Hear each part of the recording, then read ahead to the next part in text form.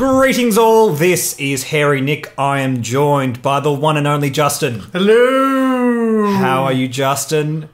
I spent a lot of time on that hello. Excellent. So, are you hyped for Luke Skywalker? I am. Excellent. I am hyped for Darth Vader.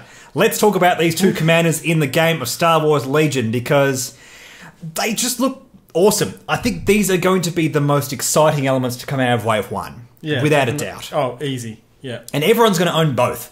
So there's going to be a lot of experimentation. I think about half and half when I speak to people. Sort of half are going to try and funnel into one faction. Yep. We're talking about that. You want to go Rebels, I want to go Empire. But a lot of other people are going, oh, I'll just dabble in both because I have $1,000 every day and can do whatever the hell I want. Have all the money all the time. Yeah, and that's cool too. Yeah. But even in those cases, it's worth looking at these two commanders, and even if this video isn't going to say, oh, you should go for this commander over the other, because we're not really saying that. No. It's good to appreciate the differences between them and what makes them different. You're going to have to appreciate Luke's weaknesses versus Vader's strengths, and vice versa as well. Luke absolutely has strengths over Vader, and that's what we're going to talk about in this video. The pros and cons of each commander.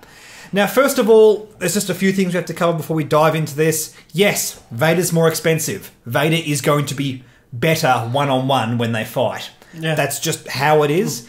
But there's way more to this game than, who would win in a fight, Batman versus Superman. That's not what this discussion is. It's about how they function, how they get to objectives, how they command their squads. Yeah. And how, what their battlefield presence means on the board. It's not just about how hard they can swing their lightsabers. Because in that discussion, that's not even a discussion. Vader just wins that discussion. Yep. It's also worth noting that this is all speculative. We haven't had any proper tournament play. And tournament play is the one thing that drives the meta. It drives the key elements of the game that sort of rise to the top and become those key meta elements. And we're not talking about that because we don't have those yet. Yeah. We're going to talk about what we feel is going to be the most impactful on the game based on what we know about it. All right, let's dive right into this discussion with the command cards. We have them here in front of us, and thoughts overall, Justin? Luke versus Vader? Realistically, in the long run, they all sort of balance each other out. I agree. Yeah. I completely agree. Despite the fact that Vader is a more expensive commander, I don't think his command cards are strictly better than Luke's. No. I think situationally, Luke's are just going to be better in some games. That's just how it is. I mean, they both have access to all the generics, so we're not going to go through that again. But the key thing is, these command cards pretty much seem to mirror each other. To a certain extent, yeah. They all command the same elements within the army. The 1 pip both controls the commanders. The 2 pips both control 2 troopers. And the 3 pip is the commander and 2 of any other type of unit. Basically, Vader seems to be more high risk, high reward, and Luke seems to be a bit more handshaky, helping out your friends. Yeah. The kind of archetype that we've come so used to in Rebels with X-Wing. The Vader command cards almost feel like Scum and X-Wing, which is interesting. I just love how aggressive Vader is built out. But let's actually talk about the command cards and compare them to each other, like one-on-one. Yeah. The 1 pips, Son of Skywalker. After Luke performs his first attack, he may perform 1 additional attack, and that commands just Luke Skywalker. Yeah. Darth Vader is implacable. At the end of Darth Vader's first activation, he may suffer 1 wound to shuffle his order token into the order pool. During Darth Vader's second activation, he performs 1 fewer action. Now, just recapping on what the order pool means. Basically, when you play one of these command cards, you issue orders based on whatever units are allowed to be issued orders. That's that middle section on the card right underneath the picture. It tells you which units you can issue orders to. The rest of them get shuffled into a bag and you draw them out randomly, and that is the order that those units activate. So basically, it's saying that you can control Vader's command. You can activate him when you want, and then after he activates, he shuffles into the pool. Which means he then gets a second activation at random at some other point during the round. He performs 1 fewer action. I feel like that's fine because he's just so ruthlessly efficient anyway. Yeah. And that's really good, but Luke performs another attack. With this, but with Vader, you could go move, attack. Move, attack, and then his second one can be move, attack. So, yeah, because you can only use one action on that second activation. Yeah. Luke performs an additional attack, and Luke already has a blaster pistol. He has a really strong range to attack. So I think, honestly, both of these are going to be relevant a lot of the time. And I think they're just both good offensive things. The extra activation on Vader is probably going to be a bit more user-friendly. Yeah. I feel like you're going to get more efficiency out of an entire other activation as opposed to another attack. Yeah, you could choose to force choke someone. Yeah, exactly right. Yeah. You can use up those cards that need to tap down. Yeah. It can be a choke. It can be another saber throw. It could be another move melee attack, which is terrifying. Yeah. He could move 3 times and attack twice. I mean, that's just how efficient he is. It's actually scary to think about. But Luke has one more attack, which is already quite strong. So right off the bat, I feel like both of these are good. Vader's is a bit more powerful, but he has to suffer a wound, and that's the way it's checked and balanced. Yeah. The 2 pips, my ally is the Force. You control 2 troopers. When a friendly trooper unit is issued an order, it gains a dodge token, which is right at the start of the round, which is awesome. Yeah. This feels really, really strong. And Vader's is new ways to motivate them. It's 2 troopers as well. When a friendly non-Darth Vader trooper unit with a face-up order token activates, it may suffer 1 wound to perform 1 free action. It's kind of like what Implacable's doing. Yeah.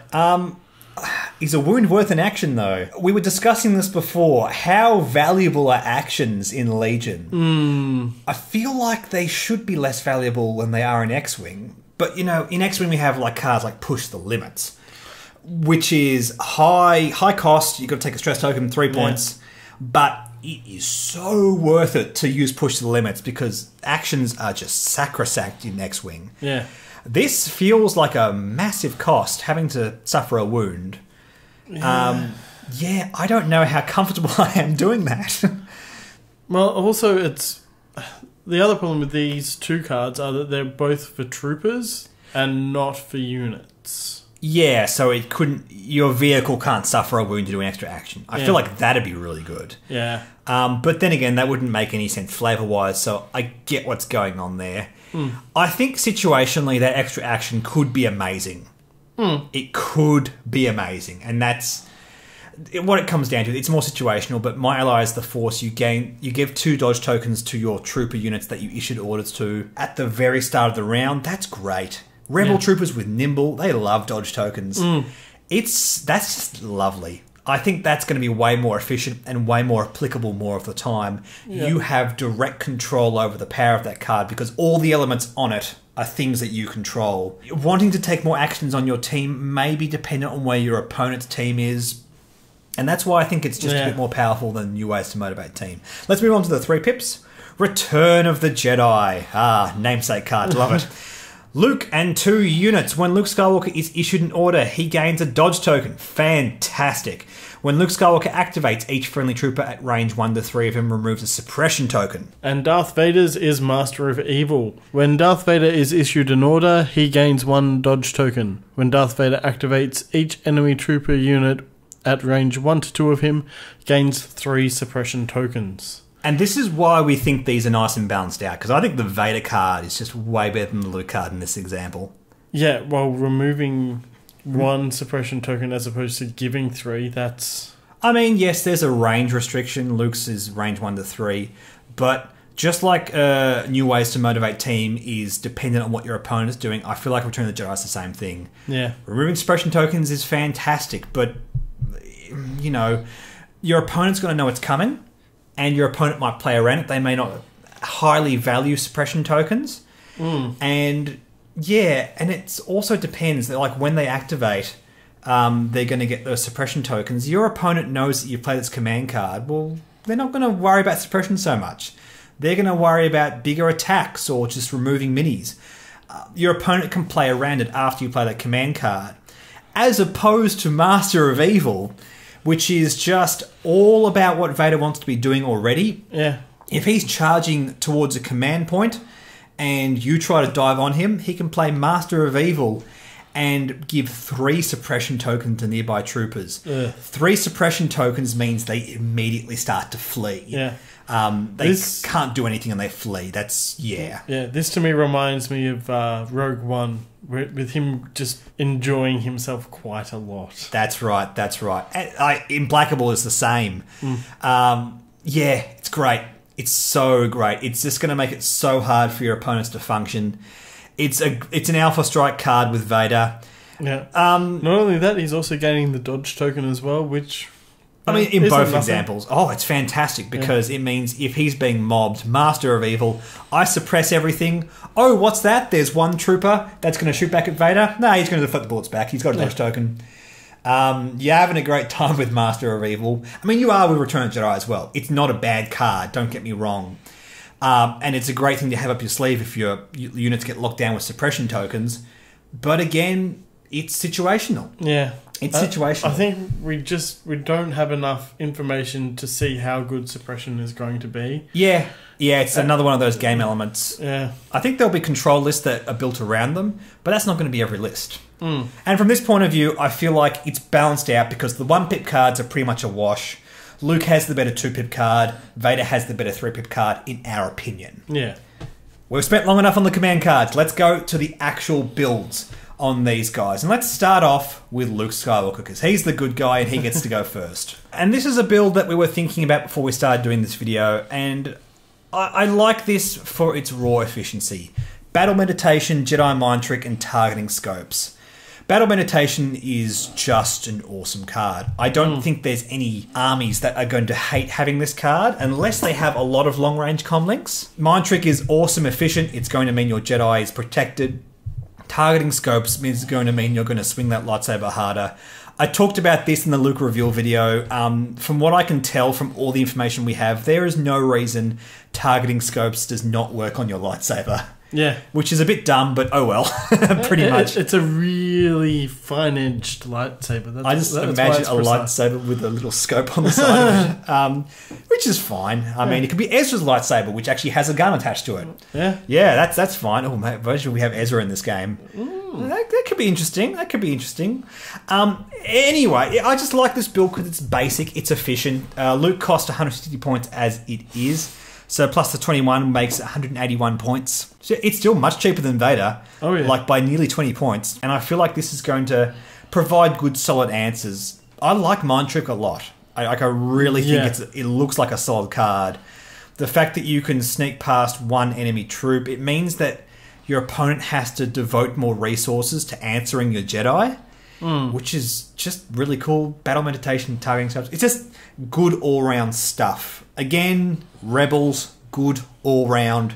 Not spiky, not about sort of devoting all their resources into one tactic. So this is the one that I built. It's got Force Push, Jedi Mind Trick, and Targeting Scopes. Again, Targeting Scopes is just going to be better than Grappling Hooks, I reckon. Oh yeah, it doesn't sound like there's going to be any value for grappling hooks on Luke Skywalker. No. Now, the reason that I've chosen 2 upgrades that have the tap ability, with Vader you're untapping one for free each turn. Yeah, you get to re-ready a Force ability for free. Yeah. Luke doesn't have that. No. If you're doing one, you may as well do 2. You're spending an action to re-ready one of these, so why don't you just have 2? And you can re-ready both of them every turn.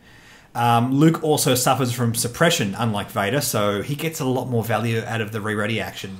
Yeah. I totally agree. This is a great utility build. You can push and Mind Trick every single turn, re-ready every single turn. So in this build, Recover is going to have a lot of value on Luke. And that's fine. If you have to bank on using the same action over and over again, as long as it's giving you a lot of utility, you're not going to complain. It basically means Luke is never going to get suppressed. He's got 3 Constitution, and if he's recovering every single turn, it's basically never going to happen. And if he has to attack, he can still move and do the melee attack for free. Charge is certainly something you don't turn your nose up at. Yeah, and while Luke is not super efficient like Vader, I feel like this is a great way of getting the most efficiency out of these cards. It just makes a lot of sense going for this style of build. Let's move over to Vader. And this is the first one I thought of when I was looking at these builds. Battle Meditation, Force Push, and Force Reflexes. Unfortunately, Master of the Force only lets you re-ready one of your Force abilities every turn. However, I've chosen these two abilities because I feel like you're not going to use both of them together at the same time very often. They kind of get in each other's way. Force Push is almost like an answer to requiring you to dodge. You don't really need to dodge when you push because you either get your opponents around a corner so they can't shoot you, or you pull them in close so you attack them. And that way they're not going to be attacking you with their ranged weapons, they're going to attack you on melee. So then the dodge token basically has no value on Vader. It still means you can dodge a melee attack, but you don't get the deflect bonus and that kind of stuff. Yeah. Force Reflexes is just amazing. We've talked about it before. It's my favourite Force ability, I think. Getting the free deflect, getting the free dodge token so you can activate deflect is going to be so nasty. Vader's going to move slowly, so having that ability is great. If he gets close enough, it means he can use Force Push. I feel like you have answers for things happening at different ranges. A Battle Meditation is just a great utility card. I don't really think there's anything else you want to consider in this third slot. Choke is not strong because you already have a way to manipulate things at range 1. Yep. And it also has to be re-readied.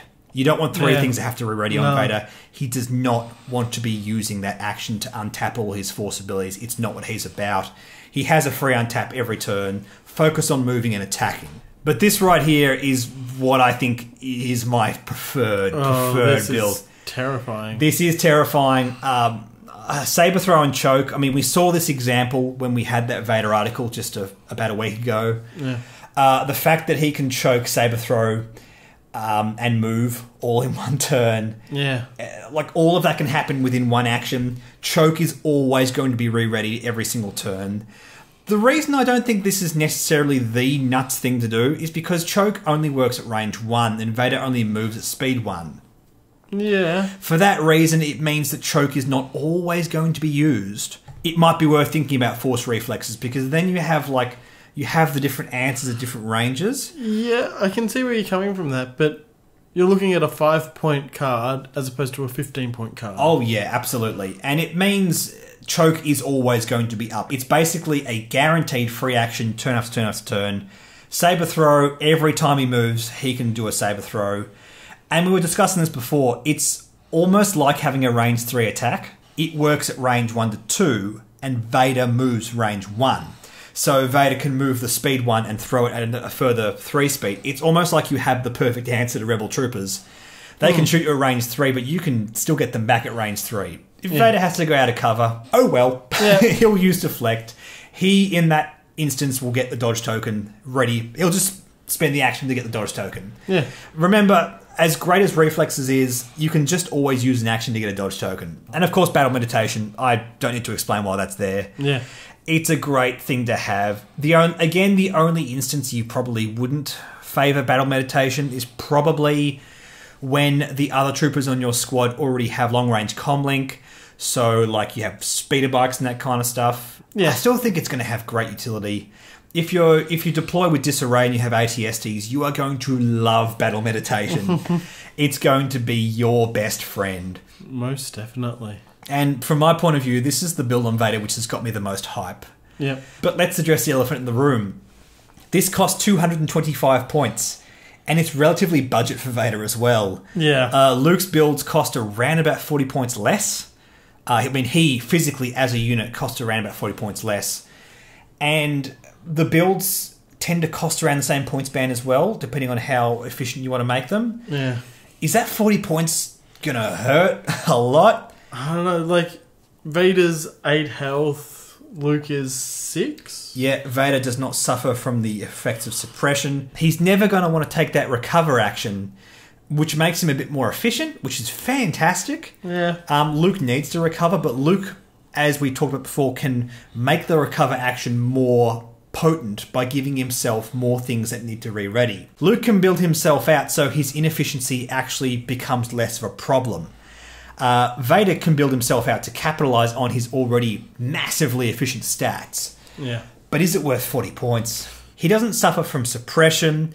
Master of the Force is just worth its weight in gold. Yeah. 2 extra health. Relentless, so he can saber throw after he moves. I mean, we didn't talk about any Luke builds that use saber throw, and that's because he doesn't get the free attack when he moves. It must be melee, and that's why I just think saber throw is going to have a home on Vader and not Luke. 40 points, it's almost worth... Well, it's worth the base buy-in for a squad. Put it that way. But an upgraded squad, no. And from that point of view, I guess, yeah, is Vader going to force your Stormtroopers to be more budget? Is he going to force your ATS to be more budget? Probably, but I don't know. I still think he's worth it. The point sink is going to be a lot of fun. At the very end of the day, he's going to be very fun. We're going to have a lot of fun playing with Vader. And in the coming videos on this channel, we're going to talk more about entire army squad builds. Yep. So we're going to do some theorizing on that. And when we sort of start to slot Vader into those kind of stuff, we may sort of appreciate what that further point sink is going to affect in terms of the overall point structure of the army. So stay tuned. We're going to talk about squad builds in the coming videos. In the meantime, in the comment section, what do you guys think of these commanders? Do you think that Vader's buy-in is just too expensive? Do you think, oh, that efficiency is going to be so good, it's worth the extra 40 points? What do you think of Luke? Do you think he's efficient enough to sort of overcome the fact that he is a bit weaker overall? We'd love to hear your thoughts. In the meantime, like and subscribe. Like our Facebook. Follow us on Twitter, and we'll catch you later. Bye.